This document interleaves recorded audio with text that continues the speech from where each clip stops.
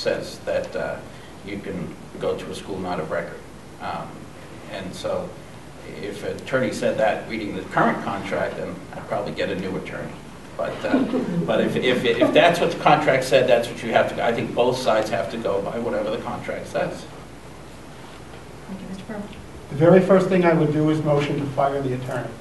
The attorney that we currently have was there for the contract. He's been our attorney all along. If this is the case, he has been advising us through this last 8 years while we have been conducting this policy. So he has not been advising us well. The second thing I would do is have a contract third-party attorney look at this contract and interpret it. I asked the school board for an independent look at the contract, a legal opinion. It was not shared with us. Is there another question from the audience? We haven't talked, Mark Meeville, we haven't talked about BYOD tonight, and which is also an issue currently in the school district. I'd like their perspective, individual, of how they feel about BYOD, bring their own devices to school. What's their perspective on since it's been instituted, and whether they think it's a success or not, or anything they want to share on their opinions about BYOD. Thank you. Okay, thank you. 1 minute each. We'll start with Mr. Daly. The Bring Your Own Device program, I don't have enough first-hand information on it. My daughter brings her cell phone to school. We like to have her the ability to contact us if she needs to. I think there are probably policies that need to be in place to make sure that these kids are using them wisely and not in a way that can be detrimental to the well-being of students around them. Ultimately, the parents have the choice, but when it becomes an interference to the other students, that's when we have to draw the line. Ms. Regan? Technology is a wonderful thing. I mean, it can be a good thing, it can be a bad thing. But I believe that your iPads, your laptops, some of those resources that we may not have enough of in the classroom can be a great asset. And there are a lot of students that learn really well using their laptop and their iPad versus trying to write notes and use it for that great things. But we do have to have some pretty strict policies in place.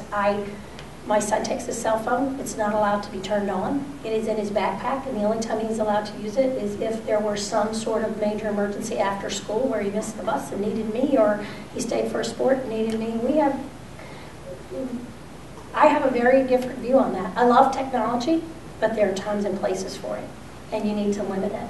So if it's in a classroom where it's being used properly, awesome. It can help them learn so much about today's world. But you know, walking around with your iPhone, checking your email is not something that I want to see. Thank you. Mr. Sullivan. This is a pilot program. If we can allow a student to bring a tool that will enhance their own individual learning styles, I think that's a good thing. Cell phones have always been allowed for security reasons. They weren't allowed to be used during things because we didn't want to restrict cell phones. That's separate from BYOD.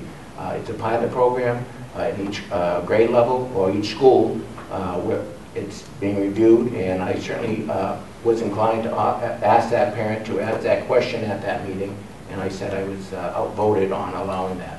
So it's a pilot program. It still needs a lot of review. More questions need to be posed before we go, but if we can find a tool that will help each student individually, then so be it, as long as it doesn't disrupt anyone else's ability to learn. Thank you, Mr. Pearl. I've attended all the BYOD meetings. There was an evaluation done. The evaluation consisted of a survey. Last night at the school board meeting, I asked the technical director if we had a device on our network that could tell us where all of these devices have gone, to which websites. I was informed that the device we have can, quote, produce hundreds of reports to tell us where all these devices go, how long they're there, however you want to look at it. 0 reports have been produced as part of the evaluation. School board member asked him, have you looked it over? And he said yes. And she goes, okay, I'm satisfied that we don't need these reports. I want the report as a parent.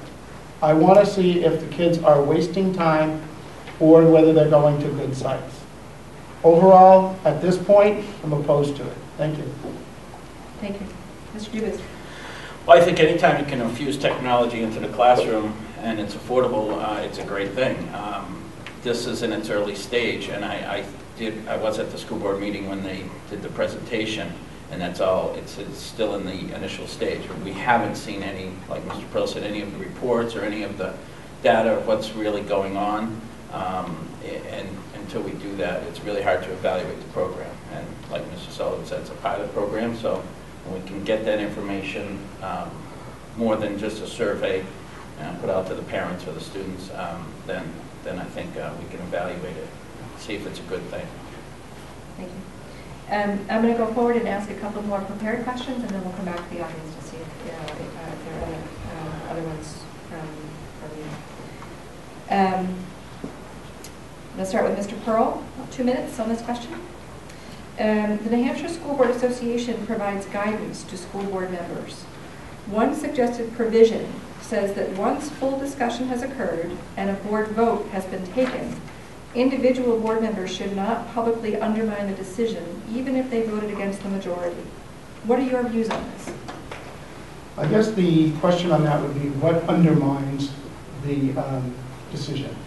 It's also been stated that you can voice your opinion in dissent of the decision because of the First Amendment.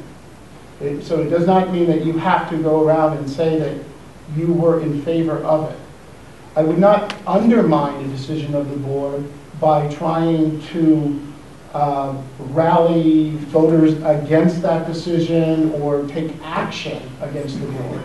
But if asked by a constituent if I supported that decision and I had voted against it, I would tell them no. And if they wanted further discussion, I would gladly engage them and share with them why I did not support them. So I would not undermine. But I am not afraid to share my opinion, and I think that is how we serve the community better. Because after I gave my opinion, I can bet you they would give me their opinion, and I would take that away with me. So I don't see it as a concern at all. Thank you. Mr. Dubus. Well, I think it's a democracy. If you don't cry if it's over, you vote, and whatever way the board decides is what you have to go with. You have to live with that. I have read the rules, the administrative rules for New Hampshire for the school boards, and I don't see any problem with it either. I would not like the silliness that we saw way back. Well, it wasn't school board, but it was with the town council when Caballos was starting to thinking about coming here to Hooksett, and there was some undermining going on and some other issues that Hooksett's had. I think it's silly and shouldn't happen. I think you have to go with the decisions, of the people who make those decisions and live with it. Thank you. Mr. Damon? If a school board votes in a way that I'm not in favor of, and that is the decision of the board, I would go along with it. I would, again, like Mr. Pearl said, have my own opinions on whether the decision is correct or not, but I would not go out of my way to try to find a way to stop the decision from proceeding. So I don't really see an issue there. That's what we have committees and boards for, because there will be different opinions, and we look for other ways to solve our differences. Ms. Regan? I think when you vote, if someone asked me if I voted yes or no, I would have to say which way I voted. But at the same time, when that vote was taken, what I would hope is that the board is able to state their case. So if for some reason I did not agree with a vote, I would make sure that I had all the facts and evidence that I needed. Because there are many times where you can have an opinion on something, and once the facts are put in front of you and you really see why the decision is being made, you will change your vote, you'll change your mind. But if all the facts are on the table and I still don't agree with it and I voted no, I wouldn't be afraid to say no, but I wouldn't undermine the decision of the board. It's a team effort. It's all of us working together for what we feel is the best for the community. Thank you, Mr. Sullivan. I think we've all answered that question the same, and I will do that. We do our discussion, our questioning, and our debating at meetings. You cast a vote, and if you happen to be on the victorious side, so be it. If you're not, then you need to live by the decisions. If someone asks me questions, I will answer the question. I won't, I may vote no on certain things, I may vote yes. But a question was asked, and I was actually at the school district meeting, someone asked, I explained that I wasn't in favor of that for this reason, but as a school board member, I do my discussions there. And if the vote is against me, then that's what it's going to be, and I will live with the majority of the rule. And I've been doing that for 18 years on both council and school board. Thank you. Next question. This is a 2-minute question. We'll start with Mr. Dubis. What are the ingredients of a successful school district? And in your opinion, does Hooksett currently have those ingredients? I think Hooksett does. I think it takes all facets. It takes an administration. Most importantly, it takes a great faculty, and I think that's where Hooksett excels. There are faculty that have been here for many years, and they do a great job, I think. I might be a little biased on the faculty portion, but I think that's the main ingredient to a successful school is the faculty. The administration, of course, counts. The school board in somewhat in deciding the policies and the things that to work with what they're given for monies, and I think it takes all of those things put together. I think it also takes accountability and evaluation. You need to evaluate what is going on constantly and continue to improve it if you can. Thank you. Mr. David. I think to define a successful school district is the first step. And what do we have for a successful school district are students that are contributing members of society. But also you have to have a maintained school district that doesn't go bankrupt after we produce these successful members of society. So the ingredients would be clearly quality teachers. And if you're paying quality teachers, you need to pay them fairly so they don't find a job somewhere else. Have them responsible for their job. Give them the responsibility for what they do. We need to have community involvement so that there's buy-in to this program of producing quality members of society. If you don't have buy-in for anything you do, you're not going to have the surrounding people with you in making that happen. And obviously we need to have the support from the people that are not sending kids to the school.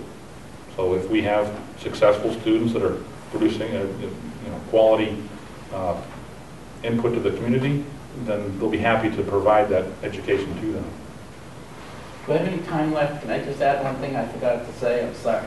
If I may, just real quickly. I forgot one part, the important ingredient of a successful school, and that's the parents. I think getting the parents and the community involved is a factor in many excellent schools. The schools that excel, parents are a big part of that too. Thank you. Ms. Regan. I would agree with the other folks that are here that the faculty is a huge part of this puzzle. They see your children more hours of the day than you do. And having a great faculty and staff here in Hooksett, I feel very fortunate that we do have such a wonderful pool of folks here on our faculty. I believe that the tools that they need is an important thing. We are very fortunate to have some wonderful schools for our children. The community input in Hooksett has always stood out to me. I think we have some great parents that are very involved. The volunteer pool that we have is amazing. And we draw from all of that. Are we a successful school district? I think we're reasonably successful, but I think that we have the opportunity to go from good to great. I truly believe that nobody's ever perfect, and there are always things that we can do to improve that. And as we've all talked about earlier, there's some technologies and some communication tools and other resources that can be brought forward that I believe would help us go from that good to great and be more successful. Thank you. Mr. Sullivan. It's one thing I constantly hear is that Hooksett has a great school district.